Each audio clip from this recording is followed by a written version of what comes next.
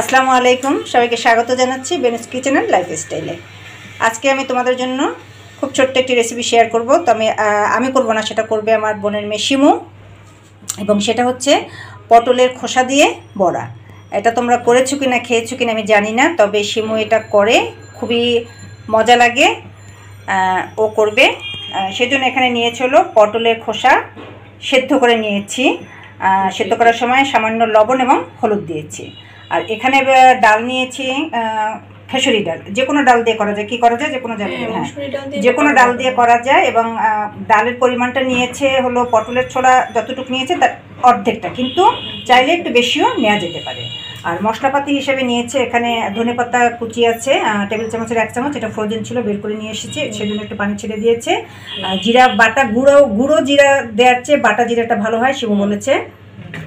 আর হলো এখানে বাটা জিরা নিয়েছে হলো আধা চা চামচ। তারপরে আদা বাটা মানে পেস্ট, ব্লেন্ডারে পেস্ট করা, সেটা নিয়েছে হলো প্রায় 1 চামচের মতন। এখানে আছে রসুন পেস্ট, সেটা আছে আধা চা চামচ। এখন আর যা যা লাগবে মশলাপাতি নিয়ে নিচ্ছে, আমি বলে দিচ্ছি।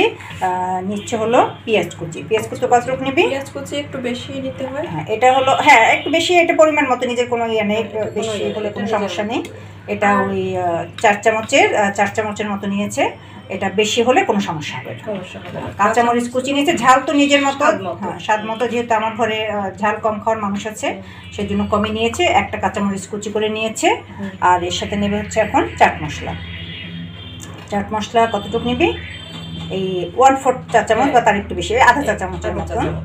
আচ্ছা, এরপরে তারপর হচ্ছে চালের গুঁড়ো নেবে হচ্ছে কতটুকু নিবি? টেবিল চামচের 1 চামচ নিল, আর আরো আধা, হ্যাঁ 1.5 চামচ, টেবিল চামচের 1.5 চামচের মতো। এটা আসলে ডিপেন্ড করে ওই পটলের খোসার পরিমাণের উপরে, খোসা বলি বা ছোলা বলি যাই বলি একই জিনিস।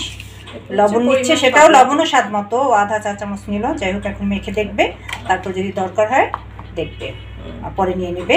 এখন এটা মাখাবে, যদি পানির প্রয়োজন হয় সামান্য পানি নেবে, আর যদি প্রয়োজন না হয় নেবে না। যেহেতু আমার ফ্রোজেন করা আছে, ধনেপাতাটা আছে, ওখান থেকে পানি ছেড়েছে অলরেডি, দরকার হলে নেবে। যাই হোক, মাখানোর পরে আবার ফিরে আসছি।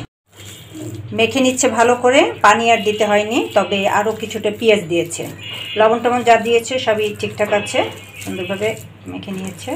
এটা কিন্তু শিমুর কথা অনুযায়ী এটা টেস্ট হয় মূলত জিরা বাটা এবং আদা বাটায় না, এবং সেটা জিরা কিন্তু শিলপাটে বেটে দেওয়া হয়েছে। আর এখন তাহলে আমরা সরাসরি ভাজতে চলে যাব। চুলা জ্বালিয়ে ফ্রাই প্যানে তেল দিয়েছে, তেলটা খুব বেশি দরকার হয় না এখানে, এই মোটামুটি দিয়েছে যেন বড়াটা মিনিমাম অর্ধেকটা ডুবে থাকে। চুলোর আঁচ মাঝারি আছে, তেল খুব বেশি গরম করা যাবে না, তাহলে বড়ার বাইরের অংশটা পুড়ে যাবে, ভিতরের অংশটা কাঁচা থাকবে। সেজন্য চুলোর আঁচ মিডিয়ামের চেয়ে একটু কম করা আছে। তাহলে এখন বড়াগুলো দিয়ে দিচ্ছে। বেশি মোটা করা যাবে না, হ্যাঁ বেশি মোটা করা যাবে না, বড়াগুলো একটু পাতলা পাতলা করে দিতে হবে। দিয়ে দিচ্ছে। এক পিঠ মোটামুটি একটু সেট হলে পরে, অর্থাৎ একটু ভাজা হলে পরে তখন উল্টে দেবে। একটু সময় নিয়ে ভাজতে হবে, যেহেতু একটু মচমচাও হবে, আবার ভেতরটা যেন কাঁচাও না থাকে। আর বড়া জাতীয় জিনিস কখনো খুব বেশি জালে করা যায় না, তাহলে পুড়ে যাবে এই অংশটা। যাই হোক, ফিরে আসছি আবার কিছুক্ষণ পরে।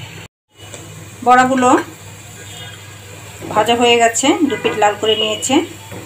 এখন তেল ছেঁকে একটা একটা করে তুলে নিচ্ছে। ভাজতে সময় লেগেছে, কতক্ষণ লেগেছে সময়? এই 2 থেকে 3 মিনিট। 2 থেকে 3 মিনিট, তার চেয়ে মনে একটু বেশি লেগেছে, 3-4 মিনিট আর কি, 3-4 মিনিট লেগেছে। তুলে নিচ্ছে।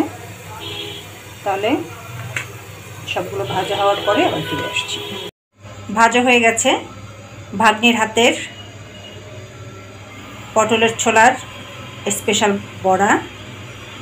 চারিদিকে আজান হচ্ছে, কথা আর বেশি বাড়াবো না। যদি ভালো লাগে আজকের রেসিপিটি লাইক কমেন্টস করো। আবারও হাজির হব অন্য কোনো রেসিপি নিয়ে। আজ তাহলে এ পর্যন্তই, আল্লাহ হাফেজ।